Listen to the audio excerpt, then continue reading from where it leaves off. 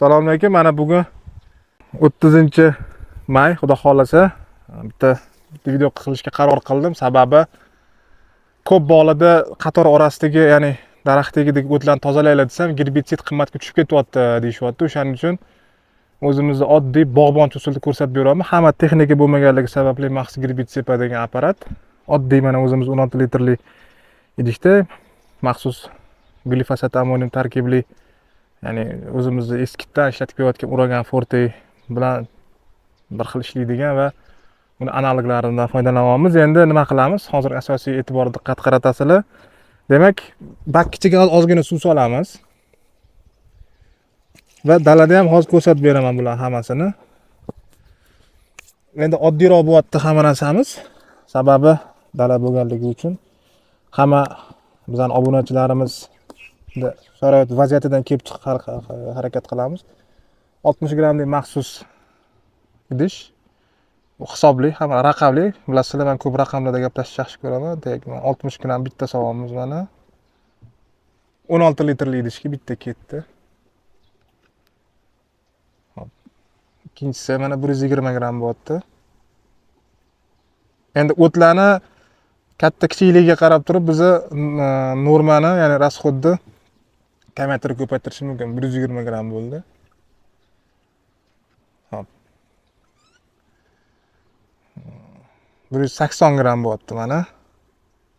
3 ta bo'ldi 16 litrga. Endi agar o'tlarni balandligiga bog'liq, bu Uragan Forte, ya'ni glifosat ammonium ta'sir qilishi, agar taxminan 25-30 sm bo'ladigan bo'lsa, dozani oshirish mumkin bo'ladi. Agar bundan ko'proq bo'ladigan bo'lsa, demak, dozani kamaytirishimiz kerak bo'ladi. 180 grammgacha qo'shishimiz mumkin 16 litrga. Endi hozir taxminan o'tlar yarim metrdan balandroq bo'lganligi uchun biz dozani 240 grammga ko'taramiz 16 litr suvga. Shunda bizaga taxminan bitta zapravkamizni summasini aytadigan bo'lsam, 1 litri 160 ming bo'lsa, taxminan endi men gerbitsidda tak bunisi 80% ekan. 160 ming bo'lganda 30 mingdan 35 mingga yaqin pulga aylanyapti mana mashina o'zi. Yana asosiy jihatlarni aytib ketaman men, nima qilish kerakligi, ya'ni gerbitsid sepayotgan paytimizda har doim qo'lim tegmadi chiqatimga, men o'shaning uchun oddiyroq qilib qilyapti. Video, ya'ni haqiqiy bog'bon usulida tushuntirib beraman-da. To'g'ri tushunasizlar. Soldik, endi buni chayvoramiz yaxshilab. Bu chelar endi shu maxsus plastmas idishlar bo'lganligi uchun chayvoramiz hozir bularni yaxshilab. Ya'ni hali mavzuga qaytaman. O'tlar qancha baland bo'lsa, rasxodi ko'payib ketaveradi. Shuning uchun imkon qadar o'tlar kichkinaligida 5-10 sm bo'lgan paytida sizlar gerbitsid sepsanglar, rasxodinglar ancha kam bo'ladi. Ya'ni 100 gramm solsanglar ham bo'ladi. Bemalol yo'q qila oladi. Endi buni solamiz suv qaytarib. Demak, mana to'ldi 16 litr suvimiz ham 240 gramm soldik. Assalomu alaykum. Mana hozir jarayonni boshlaymiz. Demak, mana o'tlarni ko'rsatamiz, mana o'tlarni ko'rsatish kerak. Mana bu ajriqlar. Demak, ishni boshlaymiz hozir. Orasi 2 metrdan ekilgan daraxtlar hammasini orasi. Hozir boshlayman, bu tomonni ko'rsatasiz, orqa tomon daraxtlar yo'q. Ishdan birinchi daraxtdan boshlaymiz-da, u yoqqa qarab dalish ketamiz. Qatgacha yetishini taxminan o'lchaymiz 200 metr, ya'ni oddiy o'zimiz sepiladigan usulda.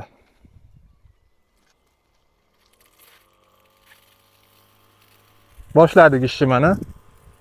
Harorat taxminan hozir 25 gradus atrofida bo'lyapti. Oddiygina mana hamma qilsa bo'ladi bog'ida, masalan bu usullarni hech kimga qiyinchilik tug'dirmaydi. Mana tezlik sepib ketyapman xudo xolasa. Demak, bitta narsa ko'rsataman hozir hammaga, mana qiziq bo'lishi uchun. Bitta narsaga e'tibor berishimiz kerak gerbitsid sepishdan oldin albatta. Demak, qaranglar mana.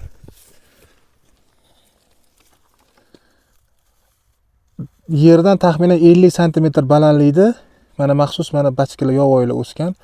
Bularni olish kerak obязательно, chunki bargga kirgandan keyin daraxt stressga uchrashi mumkin.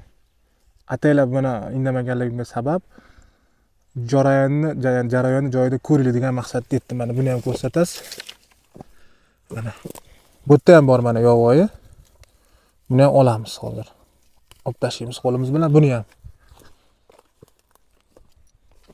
Mana buni ham olib tashlaylik mana. Sepishda masalan ertaga kunga sepadigan bo'lsanglar, bugun albatta xuddi shu ishlarni qilishingiz kerak. Ya'ni yerdan yarim metr balandlikdagi pastdagi ko'k yashil barglarni, daraxt o'simliklarini tozalab tashlashingiz kerak bo'ladi. Shu bilan jarayonni davom ettiramiz. Demak, mana hozir umumiy kvadratda aytaman, daraxtdan yarim metr bu yoqqa bo'lyapti, yarim metr narigi tomonga bo'lyapti mana holat. Shunda jami общий 1 kvadrat maydonni dorilayapmiz. Gerbitsid sepamiz, xudo xolasa. Jarayon shu usulda ketyapti mana. Demak, mana hozir 50-daraxtga keldik. Shu boshidan biri, tushganimizdan beri mana hozir 51, 102 metr bo'lyapti. Yani daraxtlar orasida o'ta ko'p, juda ham past tomonlarda 104 metr bo'ldi mana. 110 metr. Hop, 112 metr da tugayapti dorimiz. 114 metrga yetdi. Mana to'liq o'tlarni nazorat qildik. Xudo xolasa 114 metrga yetdi. Endi o'tlar ko'paydi bu yerda. Shuning uchun 114 metrga yetdi. Bu degani 114 metrga bitta odam ishlashi mumkin. Taxminan 15 minutda tushib keladi. 15-20 minutda bo'lsa ham. Demak, 114 metrda biz dori ishlatsak, taxminan 35 milli gerbitsid ishlatyapmiz.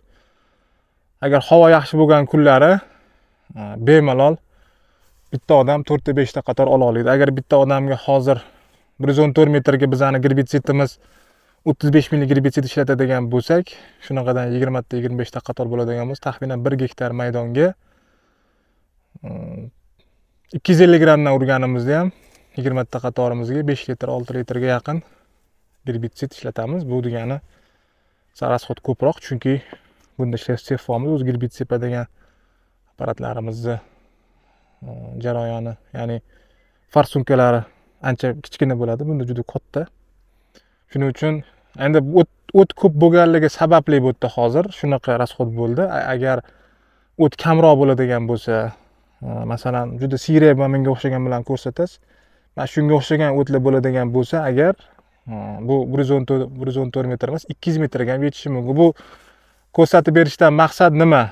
Ko'rsatib berishdan maqsad odamlarni, ya'ni fermerlarimizni o'zlari qo'li bilan to'g'ridan-to'g'ri bajarsa bo'ladigan amaliyotlarni ko'rsatib beraman. Bu test qilishim, ya'ni test shaklida ko'rsatib berdim. Nima bo'lishini, ya'ni bitta odam 16 litr mana osib olib ishlatyapti, yurib keldim 114 metrgacha. Bundan ham oshadi, aniq bu narsa, chunki tepa tomonlarda o't ko'paydi. Shuning uchun rasxod nisbatan ko'payadi. Boshida aytdim. Hurmatli fermerlar, o'zingizlar qilsa bo'ladigan ish bor, ya'ni qo'limiz bilan bajarsa bo'ladigan ishlarimiz shular. Bu shunchaki, ya'ni shunchaki emas, bu aniqroq sifrlarda gapirganimda qila olamiz, 114 metrga kela olamiz. Faqat ob-havo sharoitiga qarashimiz kerak. Shuni aytib ketishim kerakki, ya'ni 26 gradusgacha sepishimiz mumkin. Plus 15 gradusdan 26 gradusgacha biza gerbitsid sepishimiz mumkin. Shunda bargda qoladi. Isparina bo'lib ketmaydi, ya'ni bug'lanib ketmaganligini hisobiga bargda qancha ko'p tursa, glifosat amonium suv bilan birga ichkariga barg stomatalari orqali ichkariga kirib keta oladi bemalol. Shuning uchun sepishdan oldin albatta e'tibor beringlar. 26 gradusdan oshib ketmasin gerbitsid. 25-24 bo'lsa undan ham a'lo bo'ladi. Undan oshdim to'xtatinglar ishni. Hozir bu yerda tabiiy shunday ko'rsatib berdik, 25-24 gradus bo'lyapti bu yerda hozir. Shuncha ko'rsatib berdik, xudo xolasa, mana hali aytganimdek o't ko'p bo'lganligi uchun 114-115 metrga yetdi gerbitsidimiz. Agar o't kamroq bo'ladigan bo'lsa, 150-200 metrga ham yetadi. Shunda agar 150 metrga yetganda ham 150 metrga 35 ming so'mlik gerbitsid ishlatyapmiz. Bu degani juda a'lo hozirgi holatda, lekin o't ko'p bo'lsa bu rasxod ko'payib ketadi degan. Shuning uchun sog' bo'lasizlar, salomat bo'lasizlar.